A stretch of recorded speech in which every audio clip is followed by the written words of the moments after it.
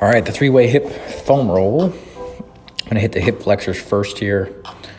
I kept this at the same pace that I do it, just so you can kind of get a feel for how long it should take you. So we're hitting the quad. Gonna find a little spot there, kind of get right on it, just oscillate back and forth. Sometimes I'll start to kind of pin and then stretch the muscle where I move the knee.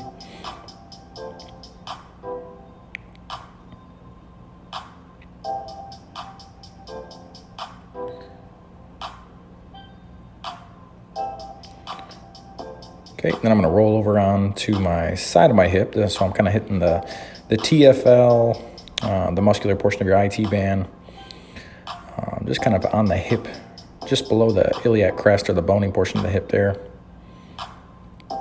Just kind of loosening all that up, spending a little time on those hot spots. I'm gonna kind of rock towards the back of the hip. We're gonna hit some of those deep hip rotator muscles that are kind of deep to your butt. Once you find a hot one or a tender one, just kind of spend some time. You can move the leg around a little bit like I am there, kind of just flexing, extending the knee, flexing the hip a little bit. Just getting in there and kind of loosening it all up. I'm gonna roll over, we're gonna do the other side. So now we're on the right hip, well, I guess the right quad. Getting into the rectus femoris here, one of the main hip flexors. Again, you're gonna kind of search around a little bit, find those spots that are really tender. When you find one, you just kind of sit there and oscillate on it a little bit. Usually a good rule of thumb, you wanna sit there and kind of move it around until it starts to become less tender.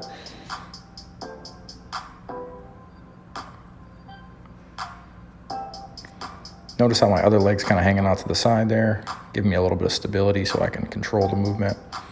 Now I'm kind of going to a little bit more of the lateral hip there, just because I must have found something tight.